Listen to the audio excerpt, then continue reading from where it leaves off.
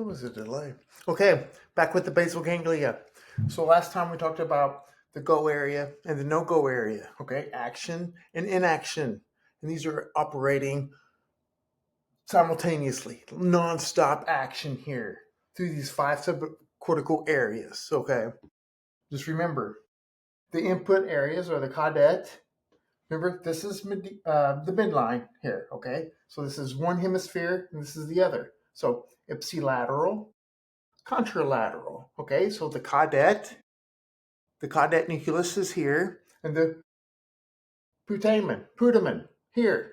These are the inputs area, receiving inputs from basically the cortex. A lot of excitation here. Okay, then the relay stations in purple. Globus pallidus external, subthalamic nucleus, which is basically an assistant for the thalamus. The thalamus is a workhorse.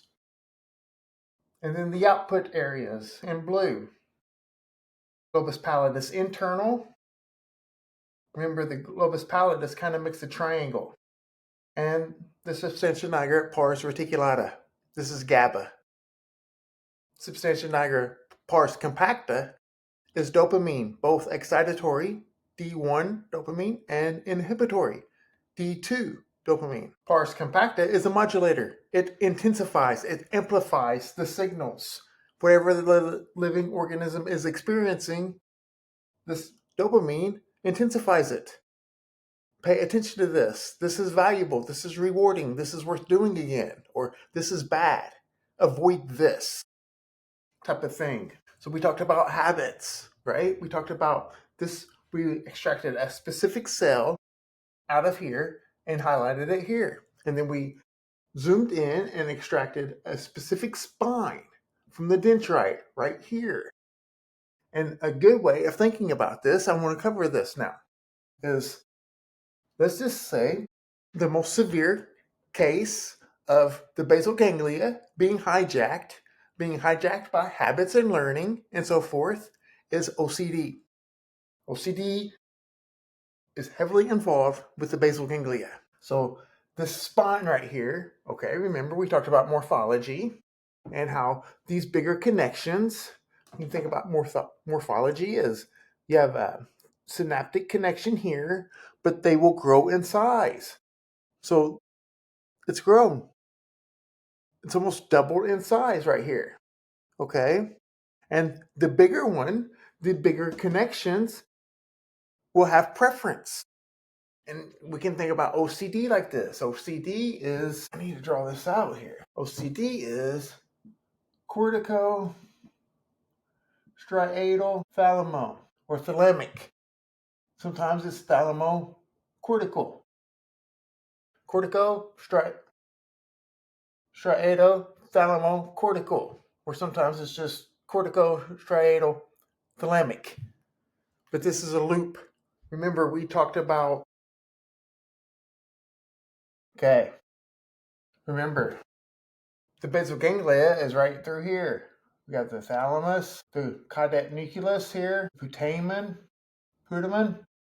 right? These are subcortical areas. With OCD, you might have a lot of connections, let's just say, right through here, the sensory motor, because a lot of habits will live here. We like to shift our things to here for the habits.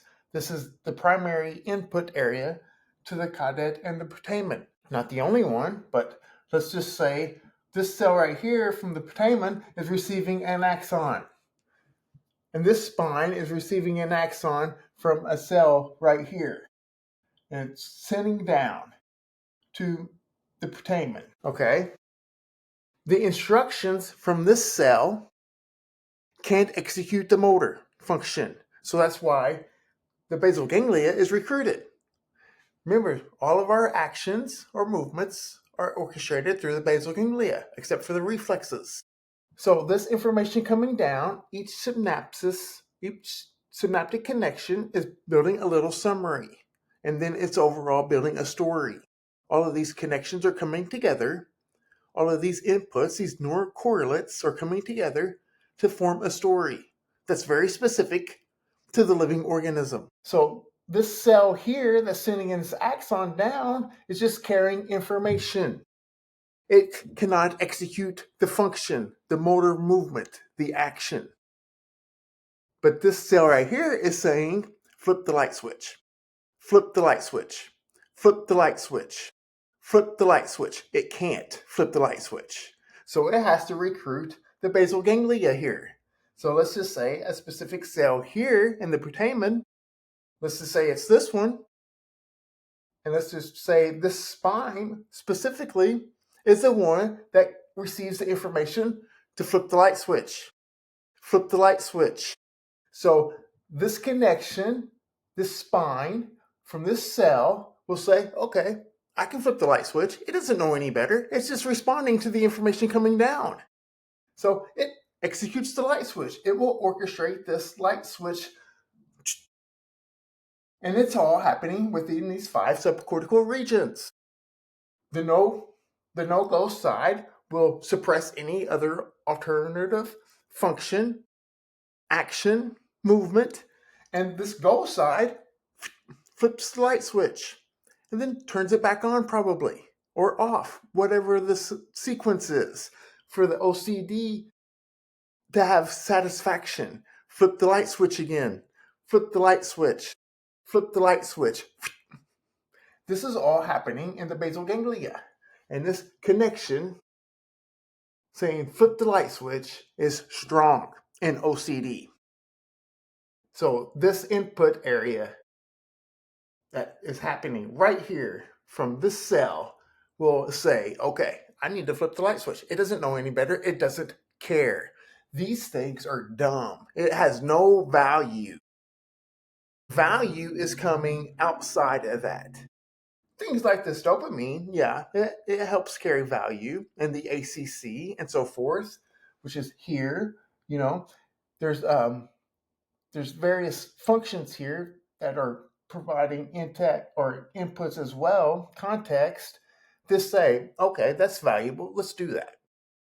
But with OCD, there's this hijacked, that cortico-striato-thalamic loop. So this is a good way of thinking about how powerful the basal ganglia are and these 5 subcortical areas here.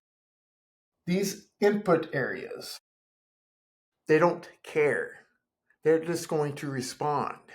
This is how the brain and the central nervous system works. We just respond. We don't like to think about things.